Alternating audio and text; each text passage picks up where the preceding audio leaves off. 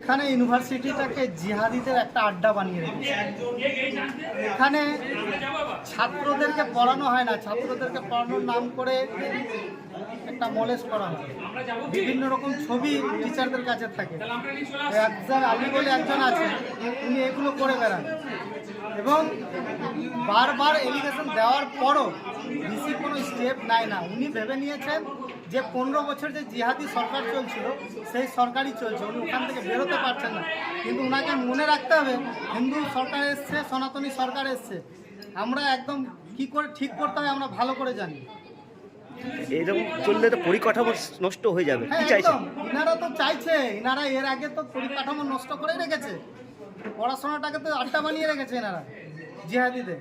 তাই আমরা এসেছিলাম রাষ্ট্রীয় হিন্দু শক্তি সংগঠন। কি চাইছেন আপনারা? আমরা চাইছি যারা দোষী তাদেরকে এখান থেকে বরখাস্ত করা হোক এবং ভিসিও এখান থেকে পালাক। এসব ভিসি আমরা চাই না।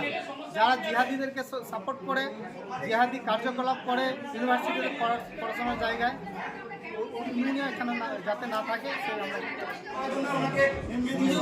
আমি একটা কথা বলতে চাই। আপনারা কোশ্চেন করলেন কমার্স ডিপার্টমেন্টের সঙ্গে সেই ম্যানেজমেন্টের ক্ষেত্রে আক্তার স্যার আমাদের যথেষ্ট ভালোভাবে গাইড করেছেন এবং যথেষ্ট ভালোভাবে পড়িয়েছেন।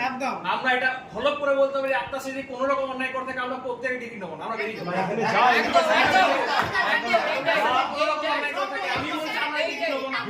এখানে যা এডুকেশন আছে আজগার আলীর নামে ওর এই সমস্ত